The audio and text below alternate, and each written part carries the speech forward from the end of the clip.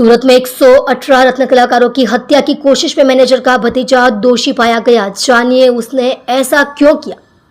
सूरत के कापोद्रा में 9 अप्रैल को जहर का पानी पीने से 118 रत्न कलाकारों की तबीयत बिगड़ गई थी। कापोद्रा इलाके में अनब जेम्स नामक फैक्ट्री में 118 रत्न कलाकारों को पानी पीने के बाद जहर की असर से उनकी तबीयत बिगड़ी थी। प्राप्त जानकारी के अनुसार पता चला कि किसी ने पेयजल फिल्टर प्लांट में अनाज में इस्तेमाल होने वाली दवा सेल्फोस मिला दी थी। आज शुक्रवार 11 अप्रैल 2025 को पुलिस ने 118 रत्न कलाकारों की सामूहिक हत्या की कोशिश करने वाले आरोपी को गिरफ्तार कर लिया है। मैनेजर के भतीजे ने फिल्टर में जहर डाल दिया था। सूरत के कापोद्रा में 9 अप्रैल 2025 को 118 रत्न कलाकारों की पानी पीने से तबीयत बिगड़ गई थी। वहीं आज यानी शुक्रवार को पुलिस ने 118 रत्न कलाकारों की सामूहिक हत्या की कोशिश करने वाले आरोपी को गिरफ्तार कर लिया है। मैनेजर का भतीजा निकुंज फैक्ट्री के प्रशासन विभाग में सहायक मैनेजर के पद पर कार्यरत था। अपने दोस्त से उधार लिए गए 18 लाख रुपए चुकाने में असमर्थ निकुंज ने आत्महत्या करने की सोची। इसके बाद वह दुकान से जहरीली दवा ले आया और घटना वाले दिन उसने फिल्टर तक जाकर एक गिलास पानी में दवा डाल दी। ऐसे में दवा पीने की हिम्मत न होने पर वह रुक गया और इसी बीच लोगों की भीड़भाड़ से घबराकर उसने जहरीली दवा को फिल्टर में डाला और वहां से चला गया। क्या थी पूरी घटना? प्राप्त जानकारी के अनुसार कापोद्रा क्षेत्र में एक हीरा कंपनी में करीब 118 रत्न कलाकारों पानी पीने से जहर के प्रभाव में आ गए, जिसमें 104 मरीज किरण अस्पताल में भर्ती थे, जिसमें से 102 मरीज सामान्य वार्ड में भर्ती थे, जबकि 30 वर्षीय रवि प्रजापति और 23 वर्षीय जयदीप बारिया को आईसीयू में भर्ती कराया गया। कापोद्रा पुलिस थाने से मिली जानकारी के अनुसार पता चला कि कुछ असामाजिक तत्वों ने पानी की टंकी में सेल्फोस दवा की बोतल डाल दी थी।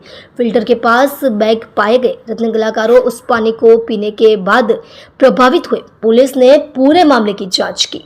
कुछ दिन पहले कापोद्रा पुलिस स्टेशन के विस्तार में अनब जेम्स नाम के जो फैक्ट्री थी उसमें रत्न कलाकारों के पॉइजनिंग का केस जो आया था, उसमें जो मुख्य आरोपी है, जो मेन आरोपी है, जिसके तहत हमने 307 आईपीसी अटेम्प्ट टू मर्डर का केस रजिस्टर किया था, वो आरोपी हमें मिल गया है। उसका पूरा नाम है निकुंज हितेश भाई देव मुरारी और पूरी वारदात ऐसी है कि इसने अपने फ्रेंड से 10 लाख रुपए का उधार लिया था और ये अलग अलग ऑनलाइन प्लेटफॉर्म्स पे सेलिंग का काम करता था। ईबे और इट्सी जैसे प्लेटफॉर्म्स पे ये बेचान का काम करता था और इसके फ्रेंड को कहीं विदेश जाना था तो इसके ऊपर प्रेशर बना रहा था बार बार। तो इसके तहत इसने ये कदम उठाया कि मैं अपनी जान दे दूंगा और ये सेल्फोस का पैकेट इसने 31 मार्च को सूरत से किसी शॉप से यहाँ पे कापोद्रा में ही खरीदा था और 31 मार्च के बाद इसने वहाँ पे जाके अपनी जान लेने की कोशिश की, पर इसकी हिम्मत नहीं हुई तो इसने जो पानी का टंका था उसके अंदर डाल दिया।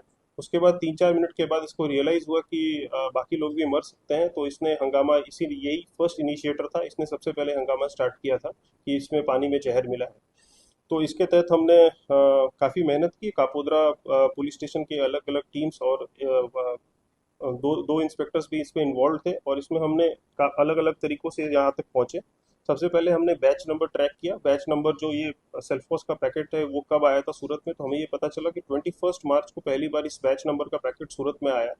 उस बैच नंबर के आधार पे हमने डीलर, सब डीलर और रिटेलर तक और कहाँ कहाँ कौन कौन से शॉप में ये जाते हैं सब कुछ आइडेंटिफाई किया और शॉप तक हम पहुँचे और शॉप का सीसीटीवी जब हमने देखा तो वहाँ से ये पता चला कि ये एक व्यक्ति है जो काम करता है, मैनेजर का असिस्टेंट मैनेजर है। ये वहाँ पे 31 तारीख को रात को 9, साढ़े 9 बजे वहाँ पे आता है और वहाँ पे ये सेल्फोस का पैकेट खरीद रहा है और इसने गूगल पे ट्रांजैक्शन भी किया, जिसके तहत हमें पुरावा मिला। दूसरी बात, हमने प्रैक्टिकली इस चीज़ को समझने के लिए हमने कापोद्रा पुलिस स्टेशन के डी स्टाफ ने सेल्फोस को पानी में डाल के देखा कि कितने देर में स्मेल आता है। तो इससे पता चला कि ये बहुत ही पॉइजनस केमिकल है और ये 4-5 मिनट में ही इस केमिकल का असर दिखना शुरू हो जाता है। तो इसके तहत हमने ये विंडो को शॉर्टन अप किया और 4-5 मिनट में ही हमने ये देखना शुरू किया कि 10 मिनट के अंदर कौन कौन पानी पीने गया था वहाँ पे। तो इससे हमें पता चला कि 3-4 लोग ही ऐसे हैं जो कि शकमंद है, जो कि सीसीटीवी में देख रहे थे और उनकी हरकत थोड़ी, उनकी जो साइकोलॉजी थी, उनकी जो बॉडी लैंग्वेज था थोड़ा अलग था। उसके बेसिस पे हमने इनको इंट्रोगेट किया जब हमने इस निकुंज हितेश भाई को इंटरोगेट किया तो हमें इसके गूगल हिस्ट्री से ये भी पता चला कि ये सेल्फोस और अदर दवाइयों के बारे में सेल्फोस का इम्पैक्ट और अलग अलग चीज़ों को सर्च कर रहा था। और पुलिस इंट्रोगेशन में ये पता चला कि इसने कबूला कि इसने उस दुकान पर जाके ये दवाई खरीदी है। साथ ही में दुकानदार ने भी आइडेंटिफाई किया कि ये बंदा 31 मार्च को वहाँ पे आया था ऐसा ऐसा कोई टैबलेट खरीदने के लिए। प्रिलिमिनरी इन्वेस्टिगेशन से अभी तक ये पता चल रहा है कि इसने किसी को बदनाम करने के लिए या फिर इस तरह से ज़्यादा लोगों को हानि पहुंचाने के लिए ये काम नहीं किया था। पर हम इसको रूल आउट नहीं कर रहे हैं। अभी इसके स्टेटमेंट को हम रिकॉर्ड कर रहे हैं, अरेस्ट कर रहे हैं और हम आगे की कार्रवाई कर रहे हैं कि हो सकता है कि ये किसी और से भी इन्वॉल्व हो और ये कोई बड़ा षड्यंत्र हो, ऐसा हम रूल आउट नहीं कर रहे हैं। अभी पूरा इन्वेस्टिगेट करके हम आपको ब्रीफ करेंगे। सर